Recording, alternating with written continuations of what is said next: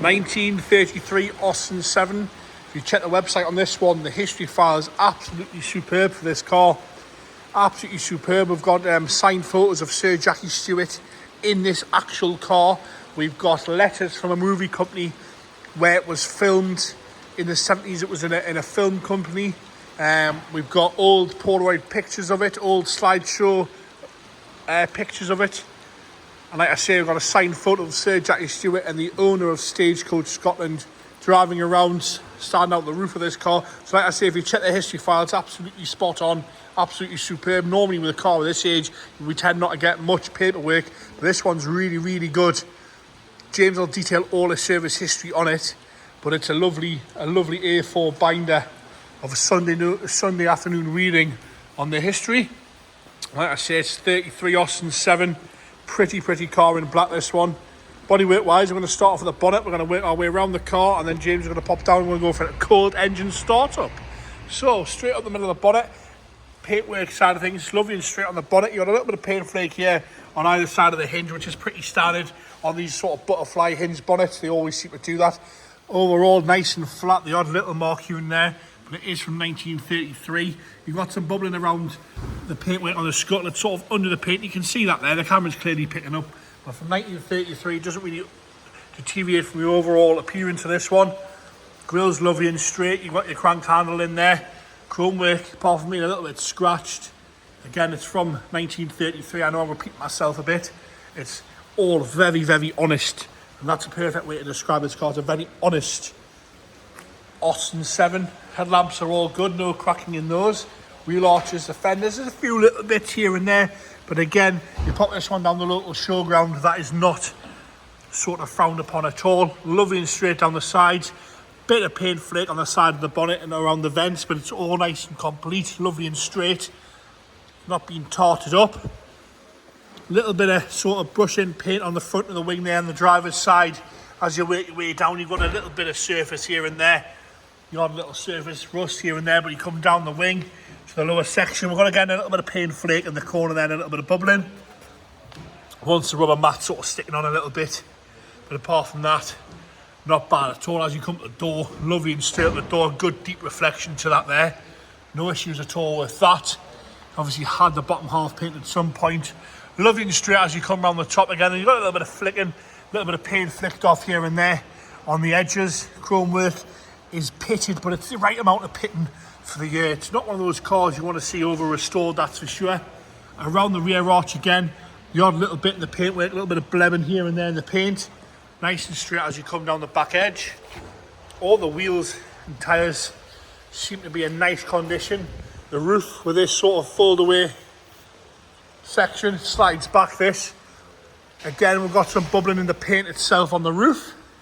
We're going to go all the way around the roof. You can see that clearly in the paintwork, but again, with it being the age that it is, it doesn't sort of put you off at all. It sort of makes it feel right. You want to know the stories on these cars. Not doing the value that they should be at the minute, these things, just because of the age of them.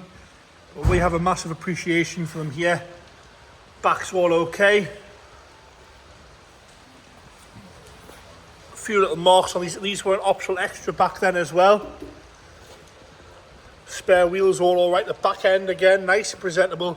You've got some paint flake across the edges and a few bits of bubbling under the paint, sort of moisture more than anything under the paint, but overall very presentable on the back there. Pretty car, it's got a certain charm to it. Round the rear wheel arch on the left hand side, there's a few little marks here and there as you come round the arch, but again overall very presentable. Rear quarters all nice and straight. There's no major dings or dents, but you've got some paint flake around the windows and again some bubbling up the top section there. Down the passenger front door again, a little bit of paint flake and chip here and there, but the rest of it's all good. A few bits of crazing in the passenger door, but again a nice deep reflection in there. Running board seems to be nice on this side.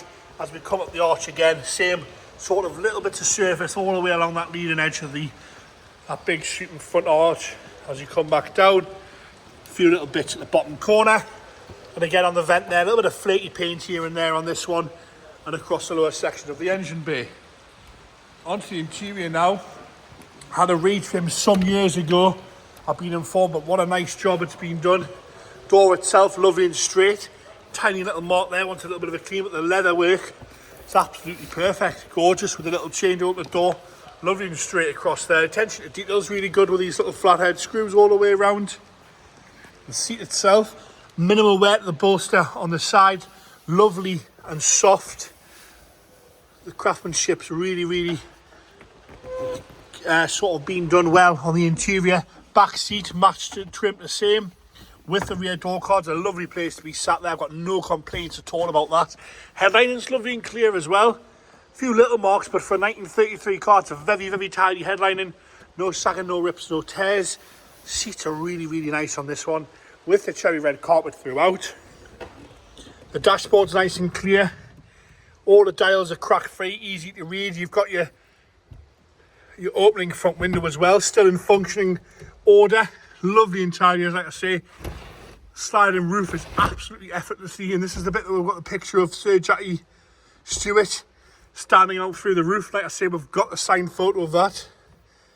I know some people won't be too sort of bothered, but it's lovely to have the history on the car, especially of a car this age. Go around the passenger side now.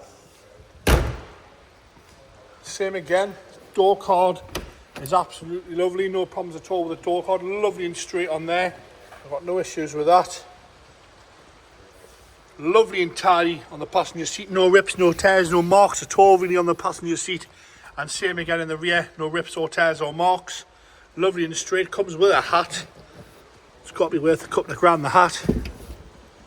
And again, lovely and tidy from the left hand side. On the engine bay now, we're going to get a cold start up in here.